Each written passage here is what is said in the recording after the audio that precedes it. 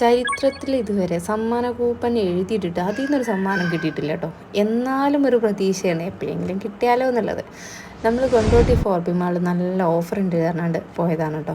ഇവിടെ എന്നുള്ള ഒരു തറവാട്ടിലേക്ക് കയറുന്ന ഫീലാണ്. കാരണം കാർ പാർക്കിങ്ങിലുണ്ട്. ഇടയ്ക്കിടയ്ക്ക് ഞാൻ ഇവിടുന്ന് സാധനം വാങ്ങി പോവാം.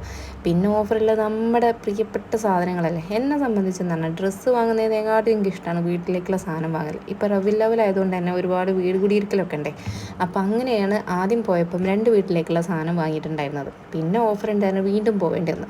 ഇവിടെ റിനോവേഷൻ കഴിഞ്ഞതിന് ശേഷം നല്ല സെറ്റപ്പാക്കി വെച്ചിട്ടുണ്ട്. പ്രത്യേകിച്ച് എനിക്ക് ഇഷ്ടപ്പെട്ട ഏരിയയാണ് ഈ ഫുഡിൻ്റെ സെക്ഷൻ. നല്ല വൃത്തിയിൽ. പിന്നെന്ന് പറഞ്ഞാൽ ഈ വില്ലവലിന് കുടിയിരിക്കലിന് സാധനം കൊടുക്കാനുള്ളത് കൊണ്ട് തന്നെ ഗിഫ്റ്റ് റാപ്പിങ് നിർബന്ധമാണല്ലോ.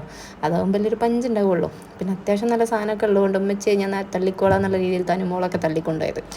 രണ്ടാമത്തെ പ്രാവശ്യം ഞാൻ വന്നു ഉമ്മാനെ കൂട്ടിയിട്ട് കേട്ടോ. അതിവിടെ നമ്മളെ കുടുംബത്തിൽ തന്നെ ഒരു വീട്ടിലേക്ക് കൊടുക്കാൻ വേണ്ടിയിട്ട്.